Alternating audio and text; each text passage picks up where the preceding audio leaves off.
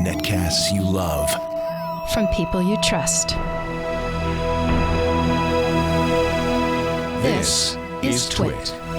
Bandwidth for Ham Nation is provided by CacheFly at CacheFly.com. Hi, this is Leo Laporte, and once again, time for Twit's audience survey. We'd really like to hear from you. It's only going to take a couple of minutes, really. That's all.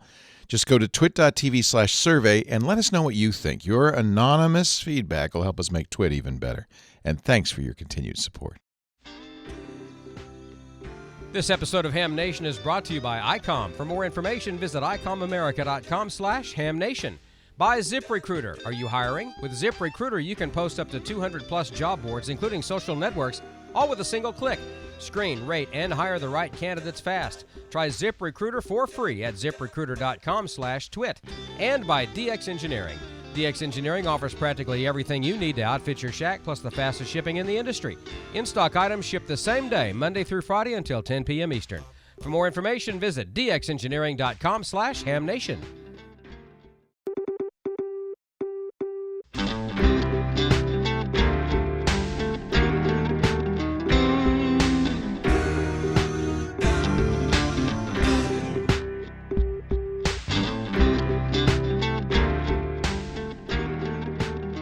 This is Ham Nation, episode number 288, February 22nd, 2017. All about Arecibo.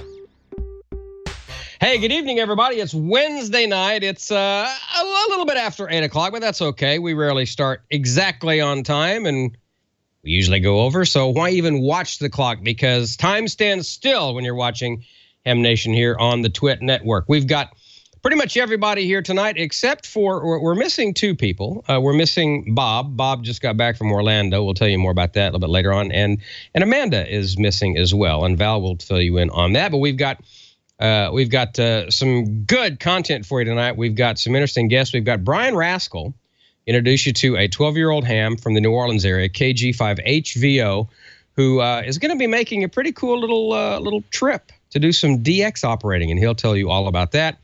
And let's see, what else do we have? Val, who do you have with us tonight? I have me. Actually, Jerry and I, we went to Arecibo, as you know, and so I'm going to be airing that Arecibo video tonight. As a matter of fact, I got a couple of photos. When we were leaving the control room Wednesday when we did the show live from the Arecibo control room, show these photos, Brian. This is what we saw right outside in the parking lot. They were actually doing what they call LIDAR, which is they study and they measure winds, ionic layer chemistry, sporadic E, all this with lasers. So it's called LIDAR. It's like radar using light. Meteor composition, all kinds of stuff.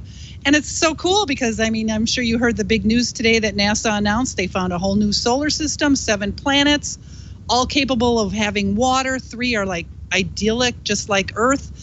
So it's pretty cool that we're going to be kind of talking about that tonight. So very exciting. Also, Amanda, unfortunately, she's under the weather. So I'm going to be doing the chat room in between my segments and stuff. So just let me know in the chat room and I will address your questions at the end of the show. Very good. Thank you. Looking forward to the Arecibo stuff. That's going to be a great segment. And George, you're still working on your speaker, aren't you? I am still working on my speakers. Seriously, I finished them, and now I'm repairing them again. I'm re-repairing them. It didn't go as planned, but tonight we're gonna look at prepping the speaker to get ready to replace the surrounds on it.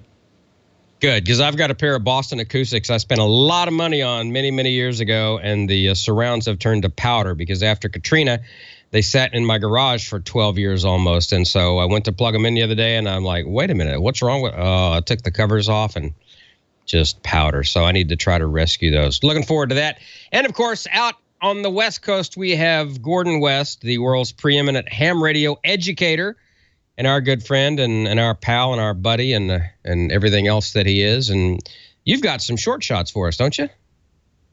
We do. And just before the short shots, a couple of announcements. The get-together of LIMARC, Long Island Mobile Amateur Radio Club, this Sunday It's going to be big. In Hicksville, they're going to have an indoor swap meet and all sorts of stuff going on. So you Limark folks, we sent you warm weather. So now that you're dried out, have a great Hamfest this coming Sunday in Hicksville, New York. And for those that were worried that you heard tones over the air, these tones, that meant for Brian to go to the next shot. Well, after taking much heat on those that did not want to hear the code, we've now gone to visual code. So now, that's it. That's what you'll get when we change the slides, and you'll never hear it. So now, Brian's right on top of it. I want to talk about Hamfest.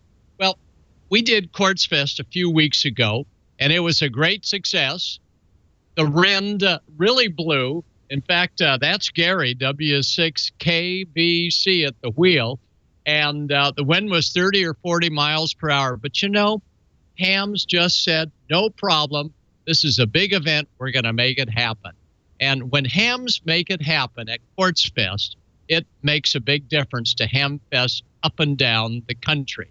Because Hamfests are run by volunteers, not paid organizations like the Consumer Electronics Show or the IWCE show. These are volunteers hanging out in their little campers that you see there. Well, after the big Quartz Fest get-together, the next weekend was Palm Springs. Everybody was worried. Oh, my God, they're going to a new venue, you know, a different venue than the one we've been at a couple of times before. It was at the Palm Springs Air Museum, and Obama was in town. And while we didn't quite see him, we could see all the Air Force activity around. And look at some of these vintage planes that were there to introduce Hams to the great world of having fun and our national security. And while these were now leftovers, they were just intriguing to take a look and see all that was going on. And of course, there was plenty of radios on the outside, and the Palm Springs Hamfest put on by Desert Rats was a huge success. And again, not a single volunteer got a single penny for putting this great one-day Hamfest together. And we had a terrific time. Everybody got dressed up outside and inside. The vendors were just as happy as can be because the weather was great. So I encourage all of you, do a Hamfest. And for gosh sakes, be sure and eat a burger or two and give me a full report as to meals at the different Hamfests. And we'll note them here.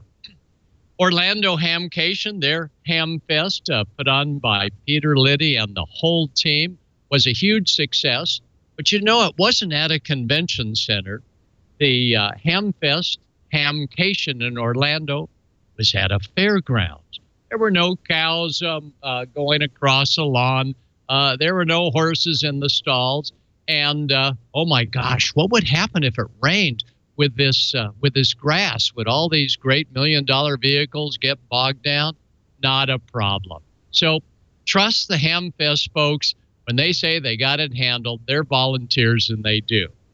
Well, you never know about the weather. So after we returned from Hamcation in Orlando, it was time to head off to the Yuma Fairgrounds. Oh, my gosh, a Hamfest at a fairgrounds? Oh, yeah, but look what was looming before we were just leaving for Yuma. Well, that's Gary again, W6KBC. He says, no problem, no rain on Friday, and Friday was a great swap meet held at the Yuma Fairgrounds. Talk about stuff.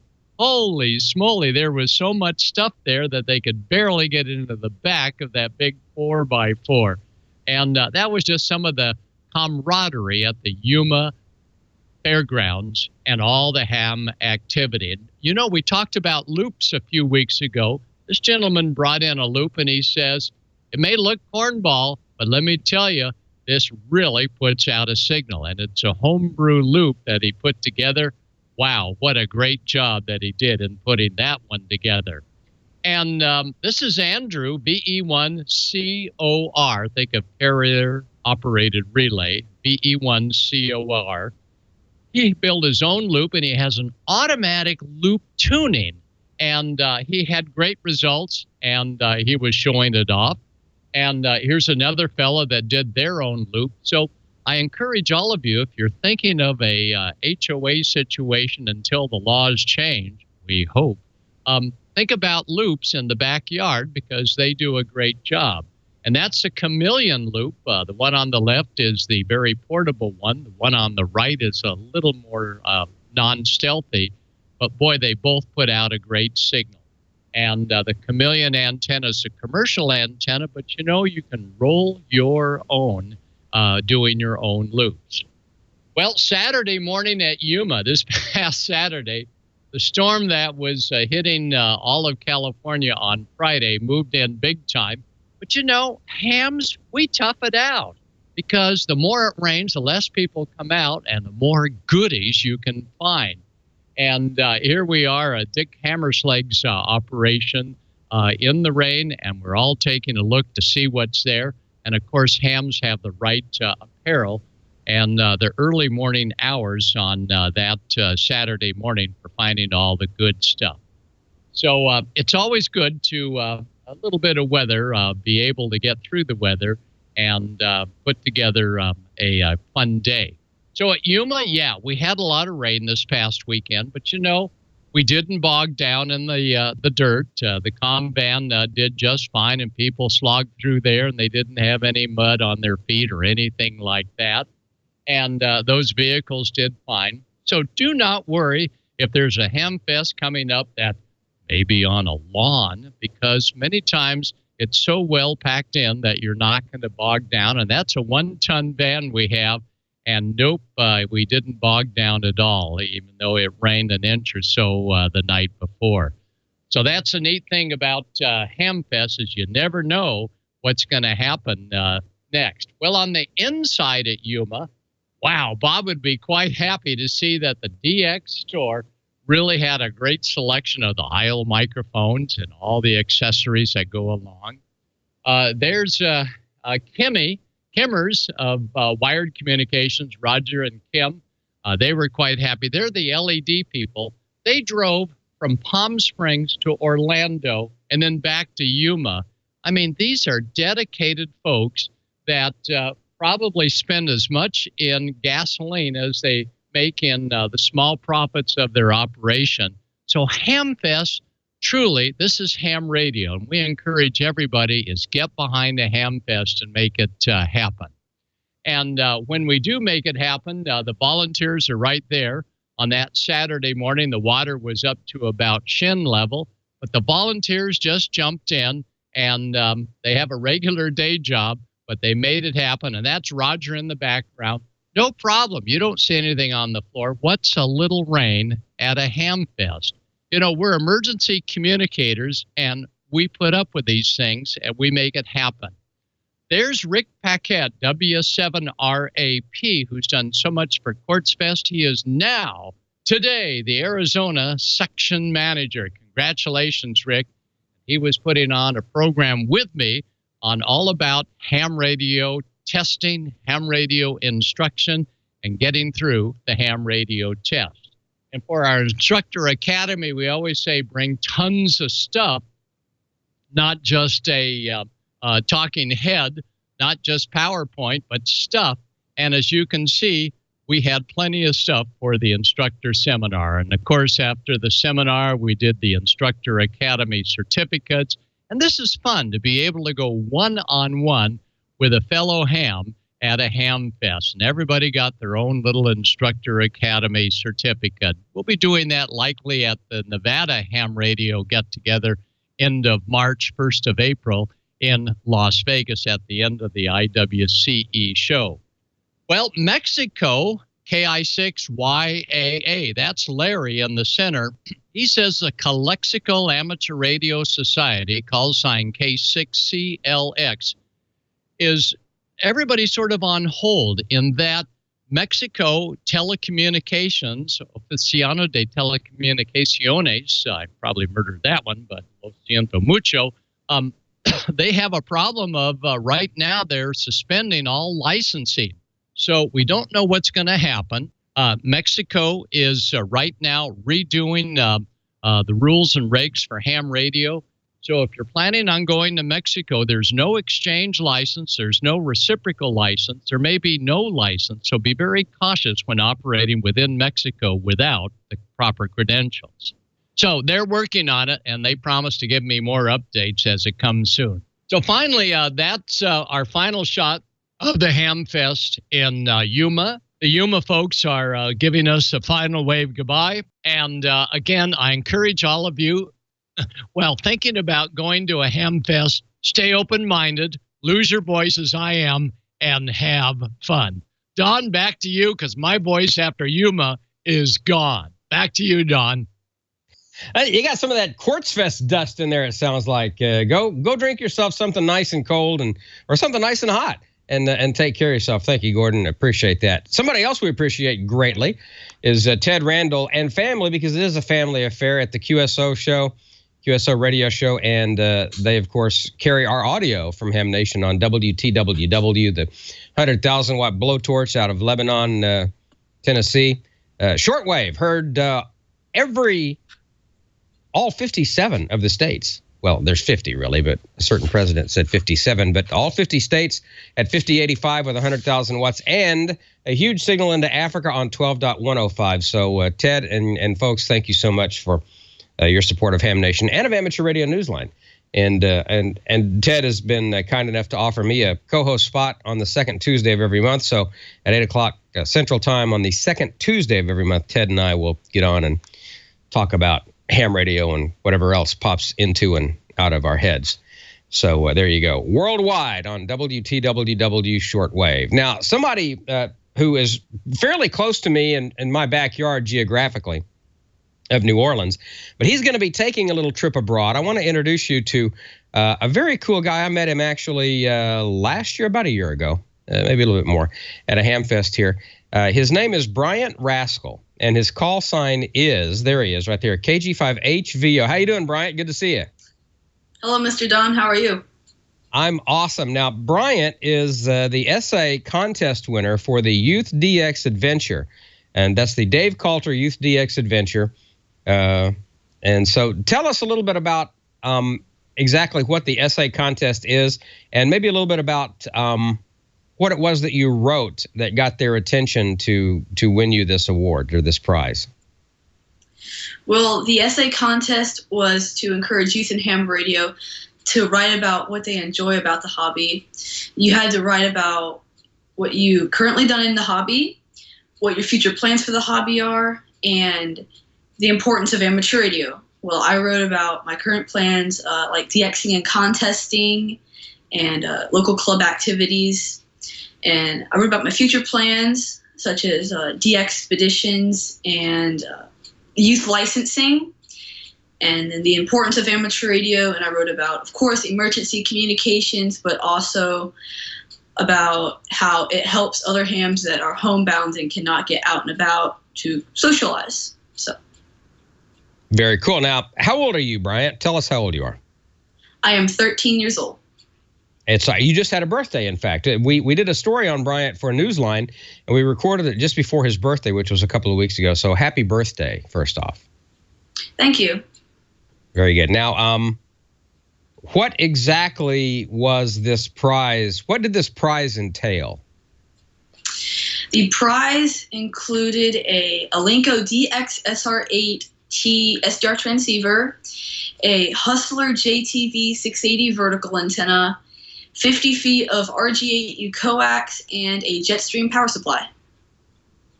And a little trip, right? Yes. Yes, sir. Where are you going? I am going to Costa Rica in early August. Wow. That is, you are going to love that, Brian. I'm telling you right now, you're going to absolutely flip out going over there to operate. And have you ever traveled abroad before at the tender age of 13? The farthest I've been is Hawaii.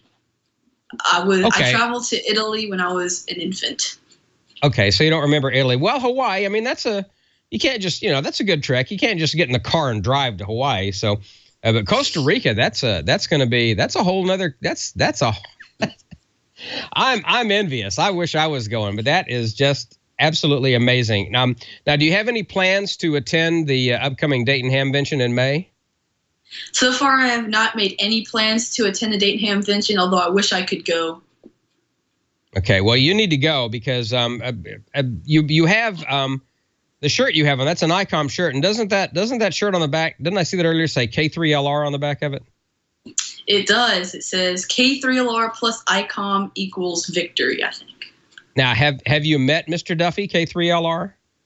I have not met him, but I've talked to him on CW before. Just see, it continues to amaze. I can barely spell CW. That's awesome. Well, you need to meet Tim. Tim does a thing at Dayton every year called Contest University, and you, I think, would be right at home at Contest University. So, Bryant, thanks for coming on and introducing us, the audience, to you and what you've done. And I think that it's absolutely amazing and fabulous, and I'm very proud of you, and I'm proud that you're in my backyard in the New Orleans area, and you and I are going to have to get together and maybe at Field Day or something, do some operating. Yes, that would be fun. Looking forward to that. And, something else that I want to mention, the Young Ham of the Year Award from Amateur Radio Newsline that I've been involved with for a long time. The nominating period opens up for the Young Ham of the Year Award March 1st, and it runs through May 31st. Now, somebody in New Orleans needs to nominate you. Okay? I'm just putting it out there. I have no say in the nominations. I have no say in the judging. But if somebody doesn't nominate you for the Young Ham of the Year Award, if not this year, then next, then there's something radically wrong in the city of New Orleans. So I'm putting that challenge out right now. I want to see your packet come in the next 3 or 4 months with the Young Ham of the Year Award nominees. And who knows? We might see you in the middle of August, the third weekend in August in Huntsville, Alabama, if you're chosen to be the Young Ham of the Year. But you got to get nominated first. So somebody in New Orleans needs to nominate you. So I'm just putting it out there. You do what you want with that information, Brian. I'm just putting it out there. You need to be nominated. Oh, thank you.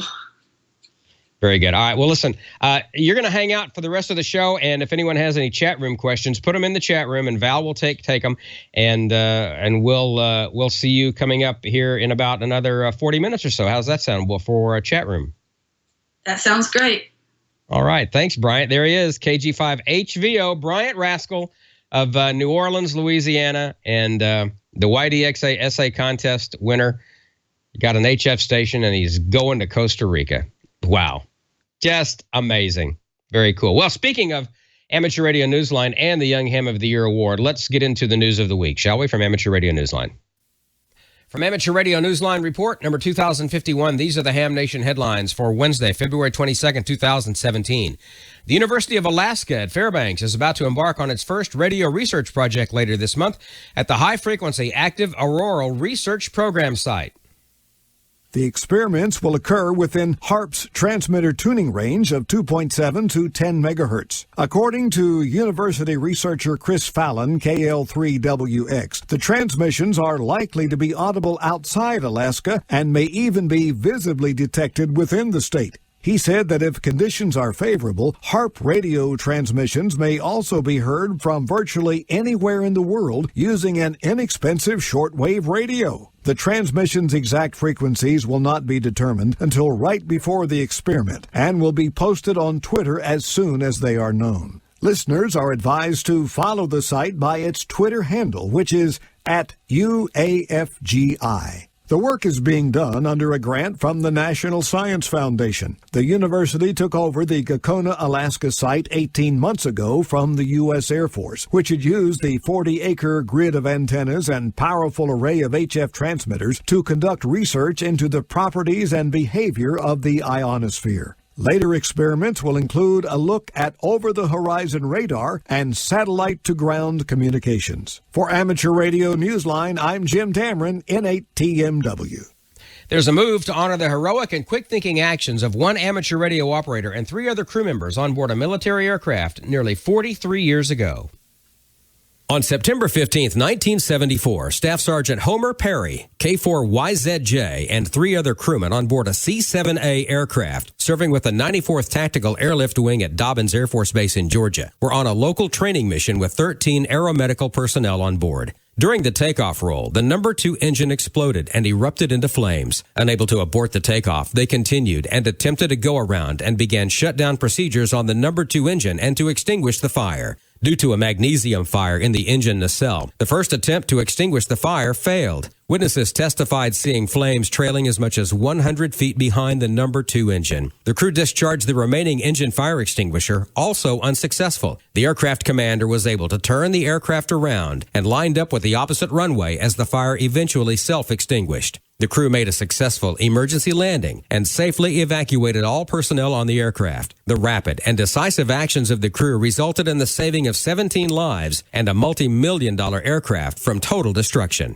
There's a petition to award the crew with the Distinguished Flying Cross for heroism. If you would like to add your name to honor Homer Perry, K4YZJ, and the rest of this brave crew, please visit thepetitionsite.com, click Browse, and search for Heroism After 43 Years. The detailed link can be found in the printed edition of this week's Newsline report. You can also visit the Facebook page, facebook.com/DFC for the C7 crew. Let's see these heroes get the recognition they deserve. Though a solar array can save some homeowners big on their energy bills, it's very possible nearby amateurs are paying a price on the bands. Paul Brown, WD9GCO, has the details. If you are experiencing interference on the air and you believe the source is a nearby solar array, the Federal Communications Commission wants to hear from you. Whether the solar setup is right next door or a few doors down, the agency would like you to document the issue and explain why you believe that the solar array is the source of the problem. They can then proceed with the investigation. According to the FCC's Deborah Chen, complaints can be filed with the agency and should include on any or all of the following: photographs, recordings, or any other meaningful supportive documents. Submit your complaints to the agency website at consumercomplaints.fcc.gov. Consumer complaints is one word. In follow-up contacts with the FCC, be sure to mention your complaint ticket number. For the rest of this week's Amateur Radio News, please listen to the full Amateur Radio Newsline report online on a repeater near you or on shortwave radio station WTWW at 9930 and 5085 kilohertz. And the nominating period for the 2017 Bill Pasternak WA6ITF Young Ham of the Year Award will open March 1st and run through May 31st.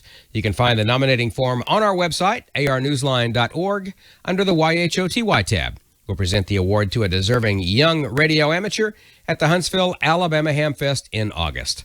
And that's all from the Amateur Radio Newsline, your independent source for amateur radio news for 4 decades and counting at www.arnewsline.org. With Jim Dameron and 8TMW. Paul Brown, WD9GCO, Karen Eve Murray, KD2GUT at the news desk in New York, and our news team across the globe. I'm Don Wilbanks, AE5DW, 7-3. We'll see you next time here on Ham Nation. Now, here's the solar update with Dr. Tamitha Skov. We've had 4 gorgeous solar eruptions in less than 3 days, and another coronal hole rotates into the Earth strike zone, giving us yet more chance for some solar storming. Those stories and more in the news this week. The sun's activity is really picking up this week. We have a new region that's rotating into view off the east limb. It's already given us a prominence eruption, and it's now actively flaring, so we're keeping our eye on it. On top of that, we've had 2 mini solar storm eruptions that are now earthward and coming towards us. On top of that, we have a coronal hole that's now rotating into the Earth strike zone. It's going to be sending us some fast winds soon, so this looks like it could be a very busy latter part of this week for solar storms, aurora, and ham radio issues. Switching to our M-flare threat meter, you can see we've been extremely quiet over the past few weeks. We're barely popping anything over the B floor, and this has caused some problems for you amateur radio operators because we haven't had much solar flux to even support propagation. That is until region 2638 showed up on the scene. You can now see it on the 22nd, it popped a C4 class flare. It's not been eruptive. There's no solar storms sending off toward Earth yet, but we are watching this region, and as it continues to be an active flare player. It's not quite an M flare player yet, but we are definitely watching it. Switching to our solar storm conditions, you can see the last time we actually reached storm levels was back at the beginning of the month with that huge coronal hole that gave us some really fast wind. Since then, we've been hovering between active conditions and unsettled conditions kind of through the last 3 weeks or so. Even this last bit of fast wind didn't pump us up to storm levels. It just kind of kept us at active levels. But all of that is going to change here in the next few days as we get those mini solar storm hits plus this new dose of fast wind. So stay tuned. Switching to your solar storm conditions and aurora possibilities over the coming week, we are anticipating the hit of that fast wind that should be coming very soon now. NOAA is expecting us to have about a 60% chance of a major storm at high latitudes, and this could be compounded by those mini solar storms that are also coming on top of this fast wind. So at mid latitudes, we're expecting at least active conditions and at least a 25% chance of a minor storm, and this again could be bumped up because of the added effect of these minor solar storms. These effects should continue all easily through the weekend before things begin to settle back down. So you amateur radio operators are just going to have to hang on. And if the flares continue, then that actually will add even more noise to the ham bands. Switching to your solar flare and particle radiation storm outlook over the coming week, we do have that new region that's rotated into the Earth view off of the east limb. This is region 2638, and it is firing flares. We just had a mid-C class flare within the last 24 hours, so we are watching it very closely. NOAA right now is giving us about a 5% chance of an M-class flare, but they will likely up their numbers anywhere between 15 to maybe even 25%, depending upon how quickly this region continues to grow. Meanwhile, you amateur radio operators enjoy a little extra added solar flux due to this region. It should help propagation for a bit while this region transits the Earth-facing disk. The only unfortunate bit is that you might have to have a little bit of extra noise on the bands as this thing pops its little flares. So the space weather this week looks to be really exciting. We have that coronal hole that's rotated into the Earth strike zone and should be sending us some fast wind, along with a couple mini solar storms that were launched just within the last couple days, and the effect should be intensified. So we should be getting some decent storming starting around Thursday and possibly in through the weekend. So you amateur radio operators are going to have to kind of deal with it for a little bit.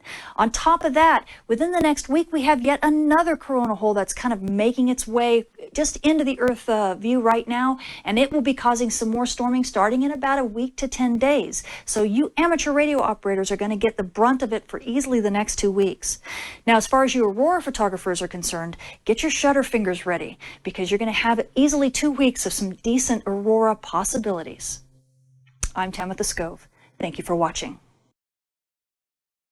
2017 is here. Let Icom keep the new year momentum rolling with an array of radios to help you communicate and listen all year long, no matter where the year may take you. Base stations, mobile transceivers, handhelds, and more, Icom has all the equipment to make 2017 the best year yet.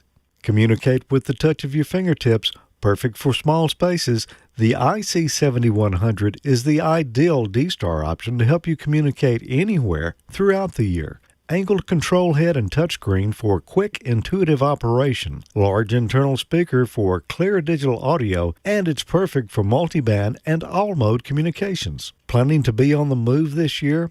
Back for a limited time, the IC7200 is a great option for hams wanting a rugged device to carry out into the field. Simple and tough with IFDSP, digital noise reduction, and USB port for PC control. Ideal for the ham on the go, the IC7300 is the new radio everyone's talking about. It's a high-performance, innovative HF transceiver with a compact design. RF direct sampling, 15 discrete bandpass filters, large 4.3-inch color touchscreen, real-time spectrum scope, SD memory card, and more. Visit icomamerica.com/amateur for more information on all the great Icom radios. And you can tune in and enter to win after each episode of Ham Nation. Go to icomamerica.com/hamnation and register to win for some great swag prizes like T-shirts and hats. While you're there, learn how you could win in the monthly grand prize drawing for a new radio. And for February, that's going to be the Icom ID51A Plus 2 dual band, dual watch, VHF, UHF handheld transceiver. Does both analog and D-Star. built-in GPS receiver, DV and FM repeater list functions, independent AM/FM receiver. You can download a free Android app, and there's much more. So go to icomamerica.com/hamnation after this and each episode of Ham Nation. Register to win. Sign up. Good luck, and don't forget to follow Icom America Inc. on Facebook and Twitter. And now, Val, I understand you've been doing a little satellite work. Oh, well, thanks, George. Yeah, we've been busy, and tonight I put together finally all the video I took from that GoPro when we got that special tour at Arecibo. So why don't you go ahead and roll that, Brian? So Arecibo was made in a natural sinkhole called the karst sinkhole, and there it is being kind of cleared out, and you can see a couple of the towers in the background, a couple of guys up there installing the cabling system, and they're there getting ready to install the panels. And there's a shot of the control room back in the early 70s, and here it is today. Now, Arecibo has the Gregorian system that's suspended over the dish, and that's what moves to focus in on the object they want to look at. It's 1,000 feet wide and is a spherical dish versus a parabolic dish. That's made up of 38,000 3x6 foot panels, which would be about 1 million boxes of cereal, to give you some perspective. Now, the platform is 900 tons and between 5 and 550 feet above the center. And it's all suspended by a cable system into these 3 towers that are between 265 and 365 feet of reinforced concrete. And there's a look at some of the anchors holding in those cables. And that was just one of the anchor points scattered throughout the property. Now, we really lucked out because they had to postpone their experiment for the day till later that evening because they had to do some maintenance on the catwalk, which meant we got a ride in the cable car up to the platform and the full VIP tour. There's about 110 people that work at Arecibo. The scientists there study radio astronomy, atmospheric studies, and planetary radar astronomy. Okay, the first thing we want to do is break the contact. So that thing won't move when we have this open. We have a double protection here. Pretty cold. Oh yeah.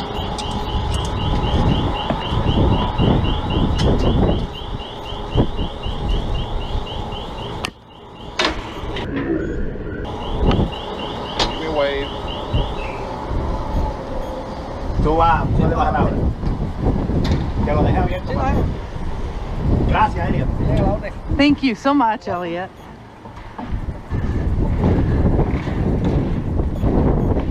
This is great, Angel. This is. Thank you so much for doing this. And Elliot, too.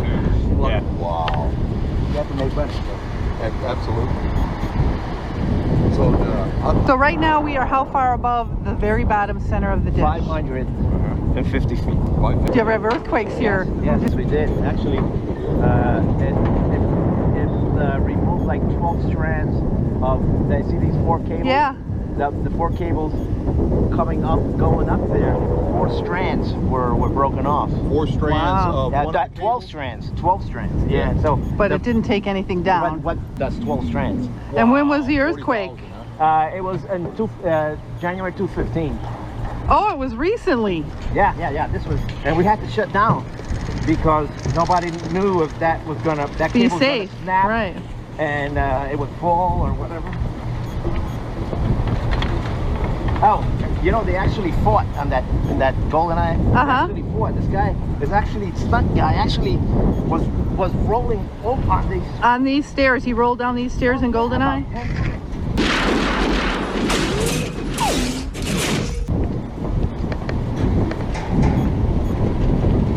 So. We're going down these stairs? Yeah, we're gonna go through the rotary joint. Okay, this is called a rotary joint. Okay, the rotary joint. Here we go. And let me see. There's one. Okay, the thing is that it's in a bad area because there's the steps that go down this way. But that's part of the experience here. So there's a rope here. Can I step on this? You can step on anything. And so I suggest you.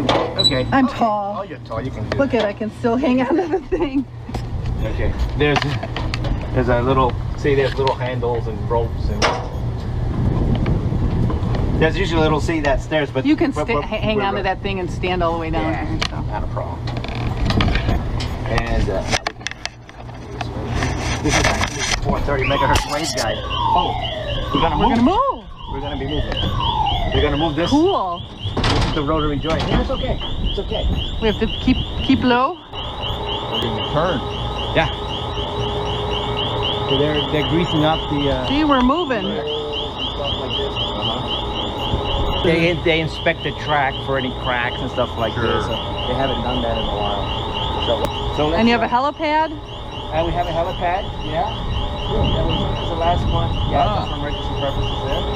And you can see you see the spider web on the way up. Oh yeah. Yeah. That's the mesh. That's what Ellie was telling me. That's the mesh for the cross dipoles that Jim designed. Those cross dipoles is right at the bottom. That's the HF facility. That's the atmospheric modification system we have. So the signals come up from the cross dipole.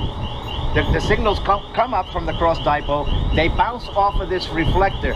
That spiderweb looking mesh. That's the reflector. So it bounces from the dipoles into that reflector, off the main 1,000-foot reflector, up into the ionosphere. Wow. And then we use the 430 megahertz long antenna. Right. And then with that ionosphere system, then we see what is the effect of ionosphere modification, because the ionosphere is more available during the day because of the sun. In the nighttime, there isn't that much. Yeah, so quiet. that's why we have this. And that's why this thing is getting closer to my head. So we can go down here a bit. So what HF frequency are you guys 5 megahertz or 8 megahertz? 5 and 8, okay. So we're going now to the actual, this is the azimuth arm. We're going to go down. There's the dome right underneath it.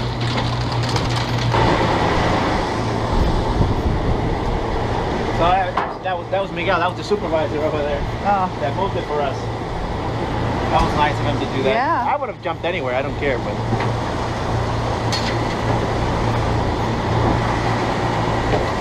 Okay, so now we're gonna actually go inside the dome, okay? Okay. Just watch your step.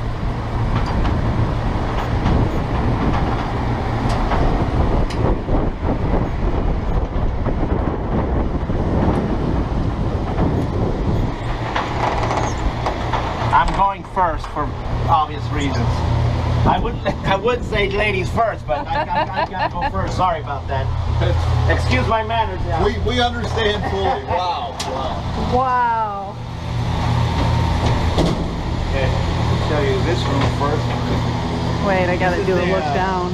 This room has the planetary radar transmitter.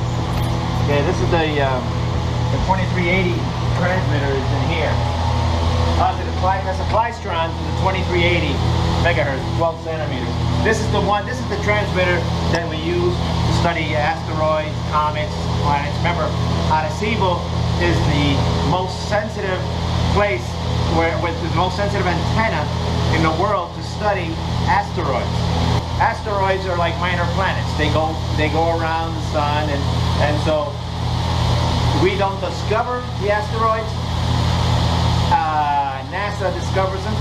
Okay, they've got this big picture, and when there's a new spot, there you got Arecibo.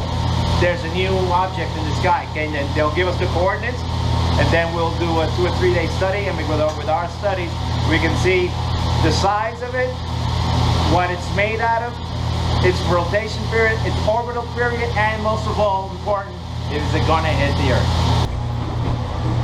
And this, we'll see, is the magic rotating floor.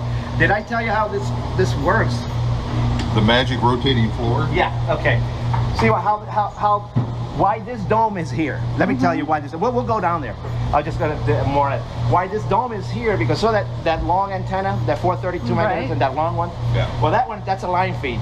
All those signals come into a line up on the feed.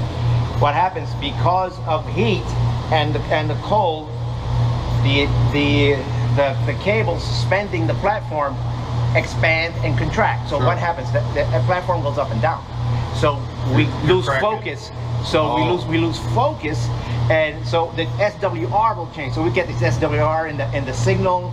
So they thought about, let's say if we do a Gregorian system like they do in optical telescopes, it'll eliminate that aberration. So what happens now is we have the primary dish, the big 1,000-foot dish, then the signals then bounce off that secondary dish, off that tertiary dish, and then they all get focused into one point. And in that one point, we have, in the focal point, we'll put a different antenna, different feed system, depending on the frequency we want to use. Sure. So it's just like a microscope. I was telling Val, a microscope, your eye is the focal point, and you just change lenses. It's the same thing. So no matter how up and down we go, the signals always get focused into one spot. Nice. So they'll eliminate that aberration. And this is the rotating floor. And anyway, yeah, we're locked in position because we use the 430 megahertz system. We have a waveguide coming into here too, and so we'll do a dual beam. We'll do the beam from the 430, the long antenna, and a beam from here. So we can do vertical and to the sides as well. So when that is done, we have to lock the floor so we don't move it. Okay. Because the waveguide has to be fixed into that So what is slot. all this hardware here? These are all the receivers. These are all the different receivers. What you hear out there are the refrigerators. These receivers are cooled by helium, not liquid helium. Okay, it's to about 4 degrees Kelvin. Oh wow! Oh yeah. So these are great. I mean, we're talking about cold liquid helium. So you can imagine. And underneath are the different feed horns. Because the types of antennas that we use are horns. Horns. They're not. We have some little cross dipoles. You'll see little cross dipoles, but the frequencies we use are pretty high. So this is and you can see this whole floor rotates. The whole floor. This is the floor. How fast does it go? And when we do S-band, the planetary radar, then we'll switch pretty fast. It'll go. Oh. Okay, and one thing I wanted to tell you, you said DX. That transmitter upstairs, that 2380 megahertz, the planetary radar transmitter, that transmitter puts out, well, you know about this. It puts out 1 megawatt CW. The 430 megahertz transmitter puts out 2.5 megawatt CW, but pulsed. 2.5 megawatt CW, 2.5 megawatts pulsed with a 6% duty cycle. So it's not that much coming out. But the other one is 1 megawatt CW with 70 dB gain, which will give you 20 times 10 to the 12 watts, 20 terawatts out. Wow. Now, there's the X. There's the X. Thank you. Watch your hand here, pal. You, Jerry. When I'm at the bottom? One more? Okay. Oh, this, okay.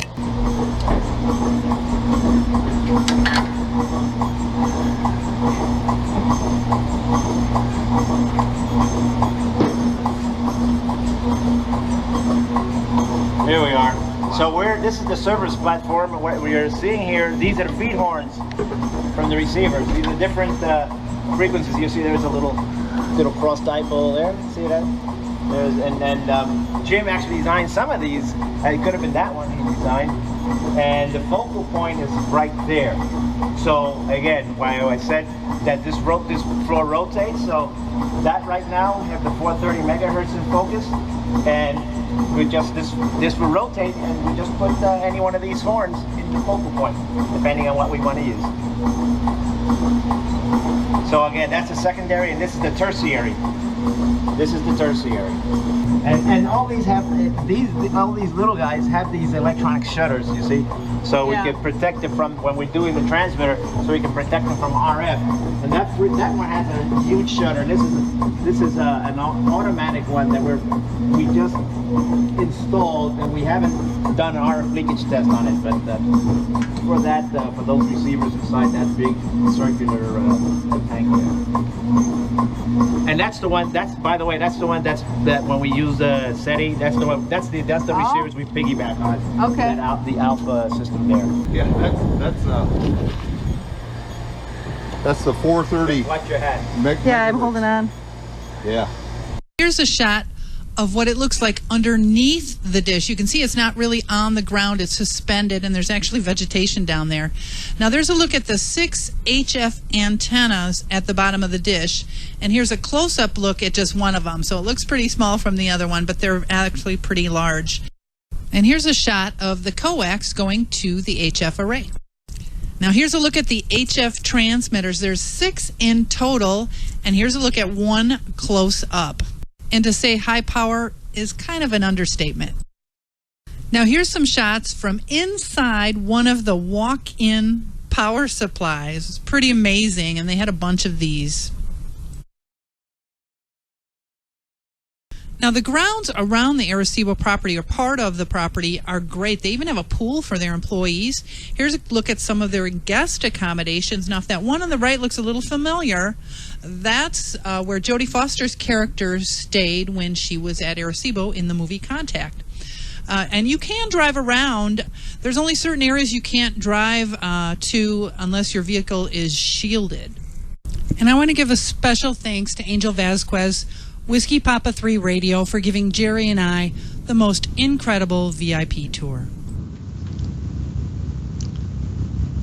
And someone mentioned in the chat room that they heard that Arecibo was closing. Not at all. They've got great funding because they are the only ones in the world that can study meteors. So they are a needed entity. So anyway, that's I know that went long. I put about 2 hours on the cutting room floor just to give you 15 minutes. So just want to mention real quick, this weekend, 160 meter sideband contest, South Carolina CUSA party on Saturday, North Carolina on Sunday, NAQP RIDI on Saturday. Also some good DX, Juan Fernandez, Pitcairn, San Andreas, Austral, St. Martin, Macau, and Rwanda. So a lot of DX, a lot of contests, a lot of stuff going on. So sorry I went long, guys. Hope you guys enjoyed it. And now let's hear from ZipRecruiter. Worth every second, Val. Thanks for letting us vicariously come along. That's an amazing trip. I think we would all like to do that. Okay, not as exciting as going to Arecibo by any stretch of the imagination is having to hire somebody. Are you in charge of hiring? And I had to hire my assistant, and it was such a pain. If I would have had ZipRecruiter, it would have been so much easier, because posting your job in one place is not enough to find quality candidates. If you want to find the perfect person, you have to post your job on all of the job sites, and you'll need to hire somebody alone just to do that for you. Well, with ZipRecruiter, they take care of it for you. You can post up to 200 job sites, including social media networks like Facebook and Twitter, all with a single click. Find candidates in any city or industry nationwide. Post once, watch your candidates roll into ZipRecruiter's easy-to-use interface. There's no more juggling emails or calls to the office. Quickly screen candidates, rate them, and hire the right person fast. Find out today why ZipRecruiter has been used by Fortune 500 companies and thousands of small and medium-sized businesses as well. They're going to be perfect for yours, too. Right now, you can post jobs on ZipRecruiter for free. Go to ZipRecruiter.com/twit. ZipRecruiter.com/twit. They do the heavy lifting for you, so you can get around to picking out the right person. ZipRecruiter, thanks for being part of Ham Nation. We've picked out the right person, and that, of course, is George. Okay, Don. Well, tonight we're going to talk a little more about this and getting it ready to install this. Last time on Smoke and Solder, we talked about some of the foam surrounds on some of my speakers going bad. They just kind of disintegrate with age, come right apart. I'm going to start the process of repairing these, and we'll go over what's involved. You're going to need a few items. First thing you're going to need is some paper, and I'm going to use this old Harbor Freight catalog here. This stuff is really sticky, and you don't want to get it all over the place. You'll also want some kind of knife. I'm going to use an X-Acto knife here. You could use a razor blade. I'm also going to use one of these utility knives, and you might want a flathead screwdriver with a fairly sharp edge on it. You'll also want something like rubbing alcohol, isopropyl alcohol. I've tried this as well as denatured alcohol, and the isopropyl seems to work just about the same for this. And you're going to need some Q-tips, because you're going to have to apply that alcohol and do some rubbing. So let's get started. The first thing we want to do is get the old surround out of here. So for that, I'm going to use my X-Acto knife, and I'm just going to cut it off. Now, these are poly woofers here, so this will be a little different if you've got paper woofers. You'll have to be a little more careful. See how that's just crumbling right apart there? The first good bass note that hit them, they completely come apart. This is also why you want some paper. I scraped off about as much of the foam here as I can with the X-Acto knife alone. So it's time for the next step here. We're going to use some isopropyl alcohol, and we're going to just soak that foam and the adhesive right around the cone there. Now, this is a poly speaker here, so there's not going to be a problem with that. If you've got a paper cone speaker, though, you probably don't want to soak it in there too heavy, because you don't want to damage that paper. Now, once I've got it soaked in good, I'm going to take my X-Acto knife here and start scraping off that foam. And we just keep repeating this. Saturate it good with the alcohol. You've got to get off as much of the foam as absolutely possible. If there's a little adhesive left, that's not so bad, but the foam must come off. Before we go any further, I need to cover something that we should have talked about before we even discuss replacing the surrounds on the speaker. You want to make sure it's got a good voice coil. Now, if you were hearing sound out of it, then it's probably got resistance to it. You could measure the resistance right here. Resistance and impedance are not the same thing, but usually it'll be fairly close on a loudspeaker. When the voice coil gets hot, the insulation on it can melt and short out, but what'll commonly happen is it'll expand and it'll be rubbing the sides of the magnet in there. To tell that, you can push straight up and down on the cone. If it's silent, then that's not a problem. If you hear a scraping sound every time you push up and down on the speaker, then you've got a problem with the voice coil. That's a whole nother issue there. You might be looking at doing a reconing job with that. Now, continuing on, I've cleaned all of the foam and gunk off of the front of the speaker here, and I've got as much off the rear as I can get. It's still a little sticky there. I think that's probably just the adhesive. I can't get anything else off, so that's the best I can do with it. Now what we need to do is take the gasket off around the outer edge of the speaker there. To do that, I'm going to use a utility knife here. And be careful when you're doing this. Naturally, you could injure yourself. It's best if you push the knife away from you as you go, and your fingers are always behind it. Now, you need to be careful when you do this that you don't cut the cone and that you don't destroy the gasket here. Ideally, you want that blade to ride right on top of the metal there.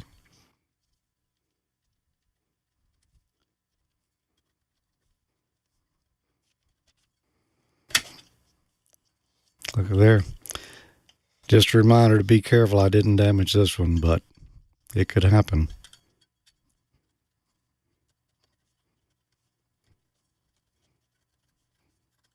There we go. Now you'll see there's some of the foam is on it as well as in the speaker here. We need to clean all of that up. We need to get up all of the foam and as much of the adhesive as we can. I'll do it on the speaker first, and then we'll go to the gasket in a moment. To get it off the speaker, well, that's going to be a combined job of scraping and using a little of the isopropyl alcohol. You could use some other kind of chemical around there since it's metal. If you found something that worked good, the alcohol seems to work about as good as anything else to me, so that's what I'm using. I'll begin by just soaking it good. After that, I'll use the utility knife to scrape off as much as I can. Then I will go to a sharp flat blade screwdriver and try that. Now I'm going to use the back edge of this utility knife as a scraper. After much scraping, moaning, and gnashing of teeth, along with plenty of Q-tips and alcohol, I'm finally done. Now, you can see there's still a little glue that I didn't get off. I could probably continue scraping and eventually get all that off, but that's not real important. That glue's going nowhere. The main thing is that we got all the foam off and it's good and level all the way around. Next step, we've got to clean the gasket that was on there. Now, if it seemed like I spent a lot of time on this, yeah, this is probably the most intensive part of this whole project. As I've done on the other parts here, I'm going to begin by soaking that foam good with alcohol. You need to be careful when you do that. The gasket on your speaker may not stand being soaked with alcohol. These seem to be okay with it, though. Now, once I feel like it's been thoroughly saturated, I'm going to take my blade and just scrape it off. Now, that wasn't so bad. Now, I'll have to let this dry. Now, I'm not going back with foam surrounds on these speakers. I found some at Springfield Speaker Repair. They've got a selection of foam ones on there, but I found some butyl rubber ones that'll fit my woofers just fine. So that's what I'm going to put on these. They weren't cheap, but it's a good set of speakers, and I plan to have them for a number of years yet. This is going to get a little tricky. I have not done any like these before. Here's the trick. If you noticed, I was scraping that foam off the rear of the cones here. That's the way the foam was attached to these. Well, the instructions that come with the surround say you glue it to the front. Well, these speakers weren't done that way.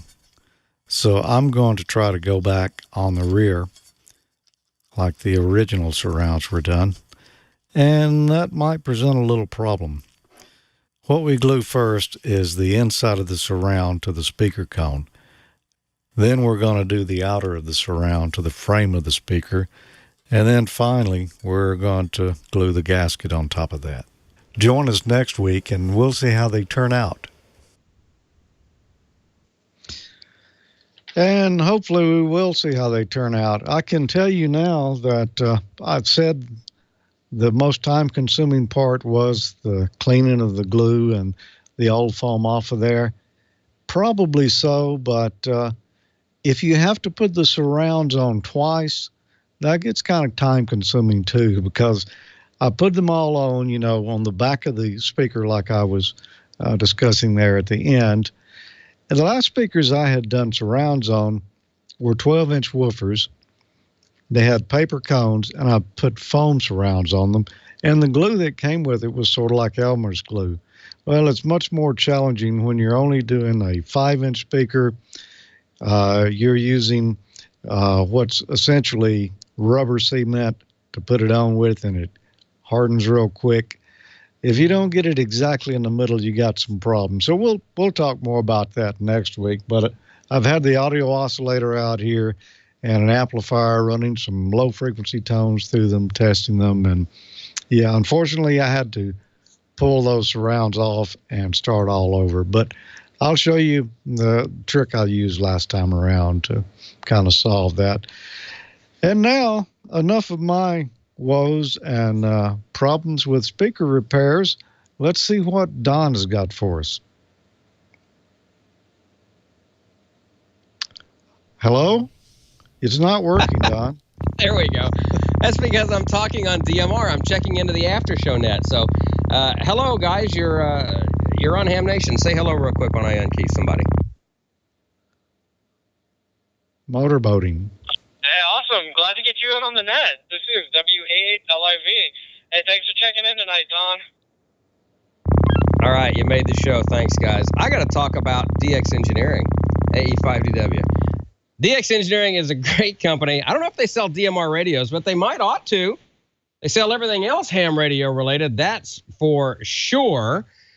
Practically everything you need, including this microphone I'm talking into right here. This is a Heil PR40. You'll find all kinds of Heil microphones and headsets at DX Engineering, and they can all improve your on-air experience.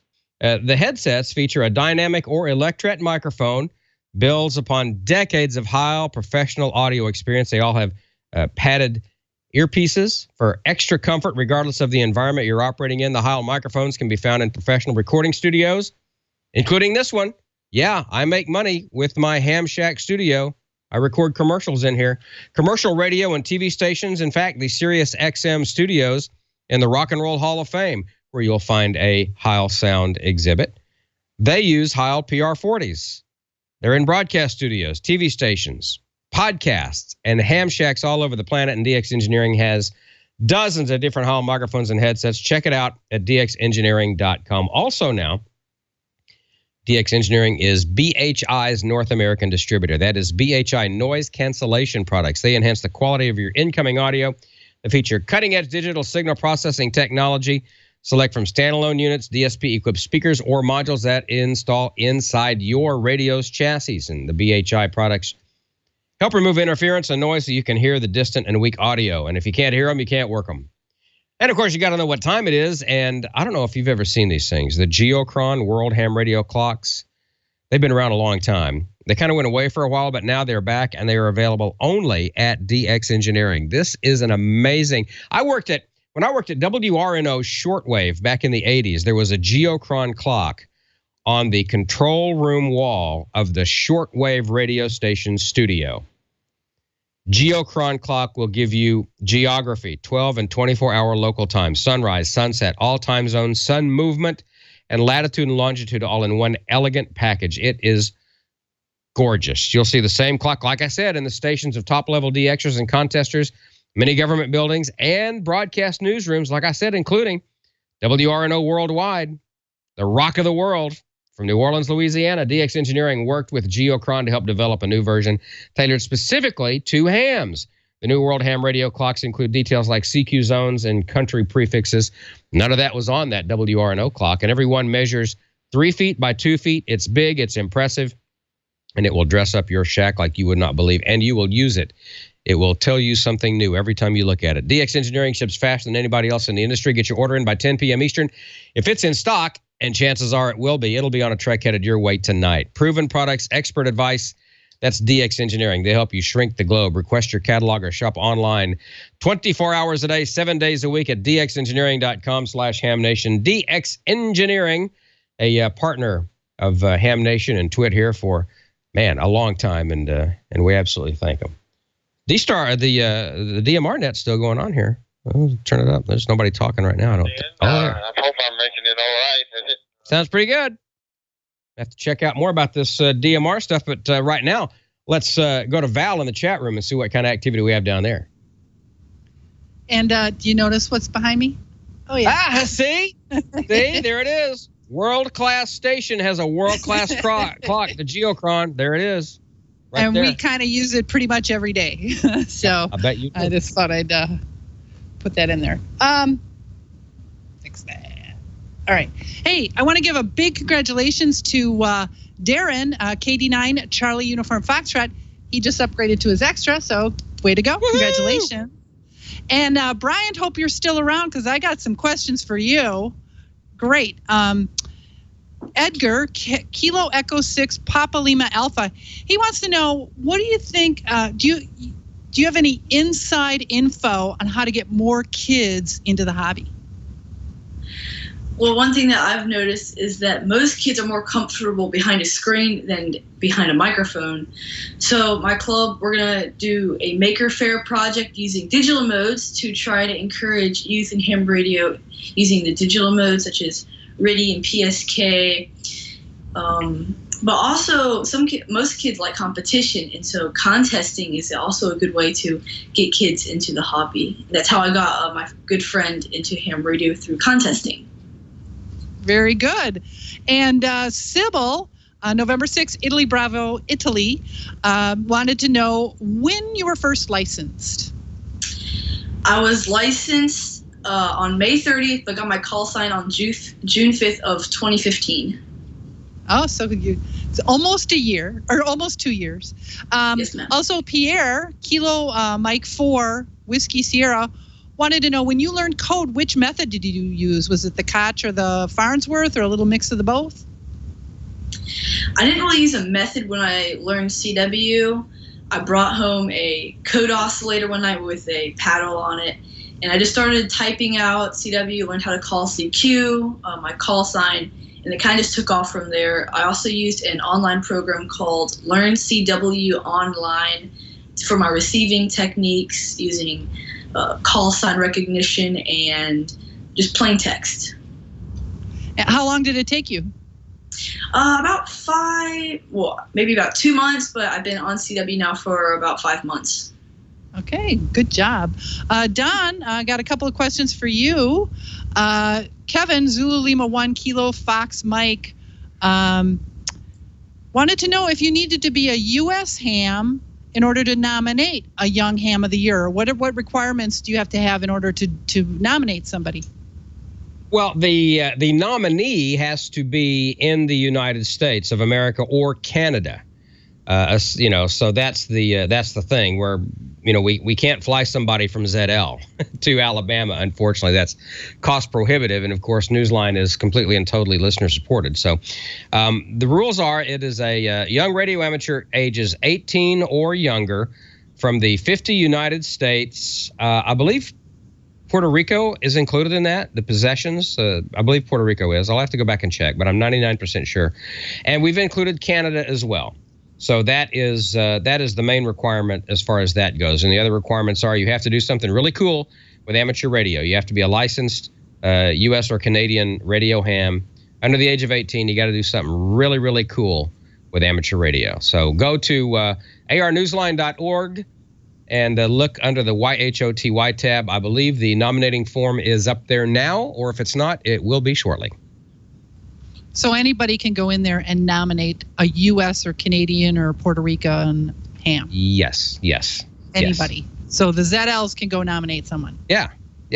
Okay.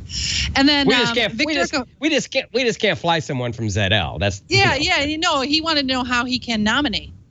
Yeah, and he can I'm nominate. thinking it might be Bryant. I'm not sure, but that'd be awesome. Mike, Victor Echo 3, Mike Italy, Charlie, had heard a rumor that Dr. T may be getting her ham ticket, and you know her pretty well. Is there anything to substantiate that, or? Yes, where there's smoke, there's fire for the most part, and she will be going to. She'll be one of the professors, actually, the instructors at the Contest University at Dayton this year. So she will be at Dayton. And Gordon has reached out, our friend Gordon West has reached out to her to say, hey, you're in Southern California, my neck of the woods. We can get you licensed. She's got the book. Gordon sent her the book a long time ago. So she's working 2 jobs and, of course, has a family and a young child and a lot of irons in the fire. But she is working on getting her tech ticket before Dayton. She's on it. The girl is on it. When I tell you the girl is on it, the girl is on it. Very good. Well, that's all I've got for questions. I just want to talk about the nets, too. We got the DMR net, obviously, on TAC 311. The D-Star net is also on Reflector 14 Charlie. And you can listen live to the D-Star net if you go to hamnationdstar.net. And the 40-meter net is up and rolling on 7.192. And Echolink, 355-800. That is the do-drop-in Echolink conference server. They're fine folks over there. Big supporters of Ham. Oh, and also there's a movement afoot. I've been noticing on Twitter and Facebook. And the reason I've been noticing it is because I've been posting all of them, and because, I have no life. I have nothing better to do. Hashtag HamNation300. I wonder what that could be about. I could tell you, but then I'd have to kill myself or something. Something bad would happen if I told you now, but just keep listening because it's going to be awesome. Huge. And that's all I got. That's all I've got. Val, thank you so much. Oh, what you got? What you got? George. I've got a question. Don, do you remember the tape measure that you had last week that Carol Merrill showed us? That's right. We have a winner. Who is the winner? Tell us who the winner is because I got to put it in the mail. Tell me now. I must know. Okay. Well, the question was, what is the total calculated length of a half-wave dipole cut for 3,800 kilohertz?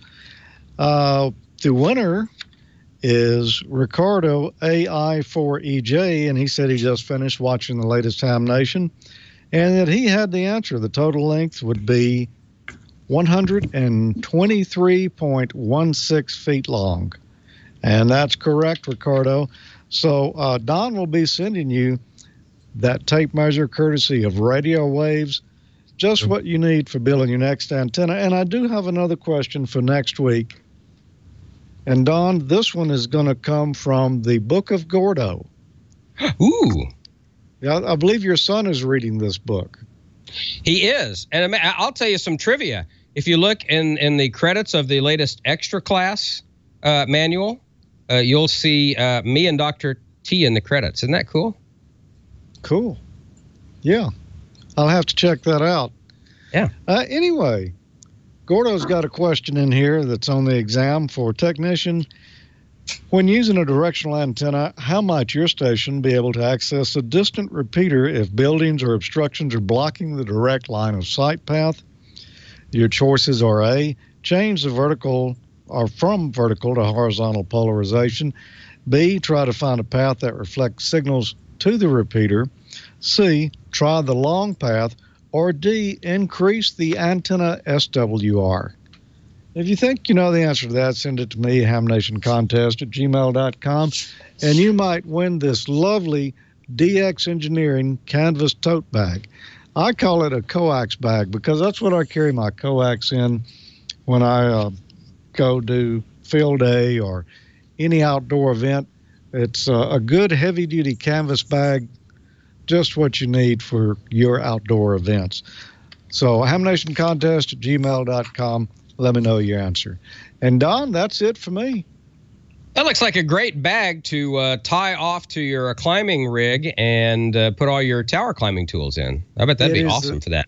It is the same material that they use for that. It would also be great for snipe hunting, excuse me. Ooh. So you could snipe hunt via Skype and perhaps geocache as well and check in on DMR while you're doing it. That would be multitasking. Okay, so tell me the name of the person who won the the Radio Waves ruler again.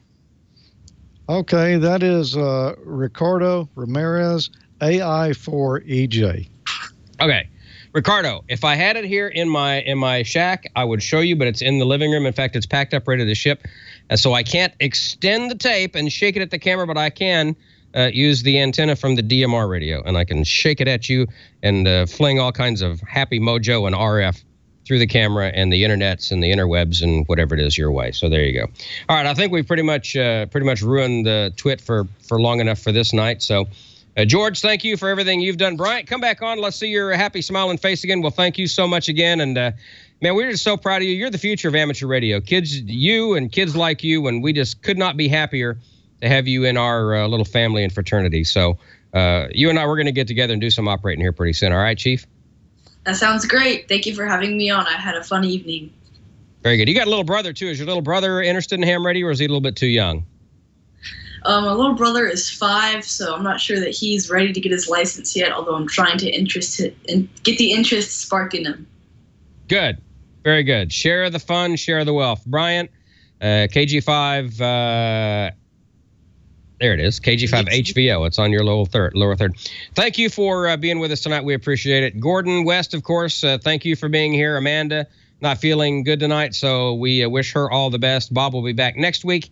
And so for the assembled throng here at Ham Nation and Brian over there twisting the knobs in Petaluma, we will say 7-3, good night, and we appreciate each and every one of you. Good night, and see you later. Wait, Bryant, come on, wait, big wave, wait. Shake something at the camera. They like it. They like it when you do that. I don't have a handy talk handy. I'm just going to use speakers to leave.